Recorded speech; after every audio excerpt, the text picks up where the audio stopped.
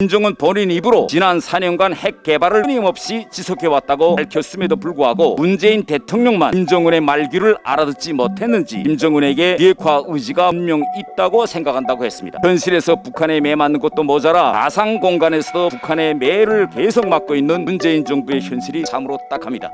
어제 7월 8일 국회 정보위원회에서 국정원이 보고한 내용에 따르면 한국원자력연구원이 북한 배후 해킹 공격에 최소 12일 동안 노출됐다고 합니다. 또 보도에 의하면 북한 연계 조직으로부터 해킹 공격을 받은 한국 항공우주산업이 내부망과 외부망을 제대로 분리하지 않아 해킹에 뚫려 수십조 원에 달하는 군 전력 사업을 책임지고 있는 대형 방산업체가 망 분리해서 취약점을 드러냈다고 합니다. 미 국무부는 이번 사건과 관련하여 한국원자력연구원이 북한의 소행으로 추정되는 해킹 공격을 받은 데 대해 북한 해킹이 중대한 사이버 위협이라며 국제사회가 협력해 이 문제에 대응해야 할 것이라고 밝혔습니다. 이렇게 다른 나라들이 우리의 안보를 걱정하며 국제사회 협력을 주문에 나서고 있는데 정작 당사자인 우리 정부는 이번 사건과 관련하여 아무런 공식 입장을 내지 않고 침묵하고 있습니다.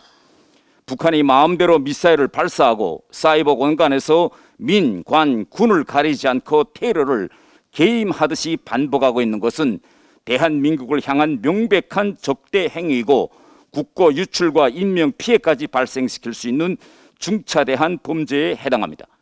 지난 2018년에 맺은 9.19 남북군사 합의서에 따르면 남과 북은 지상과 해상, 공중을 비롯한 모든 공간에서 군사적 긴장과 충돌의 근원으로 되는 상대방에 대한 일체의 적대 행위를 전면 중지하기로 하였다고 명시되어 있습니다.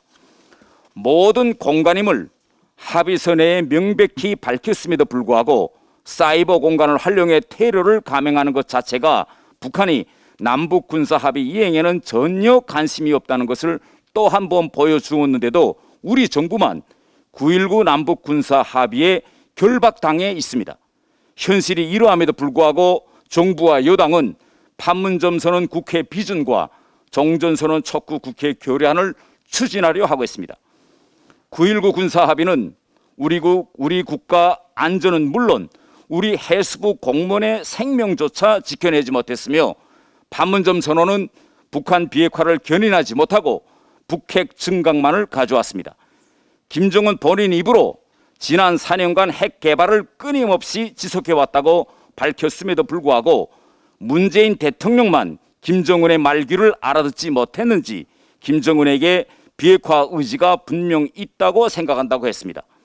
현실에서 북한에 매 맞는 것도 모자라 가상 공간에서도 북한의 매를 계속 맞고 있는 문재인 정부의 현실이 참으로 딱합니다. 지금이라도 제발 정신을 차리고 원칙에 입각한 대북 정책을 추진하며 북한의 사이버 테러에 강력히 대응해 나가기를 촉구합니다.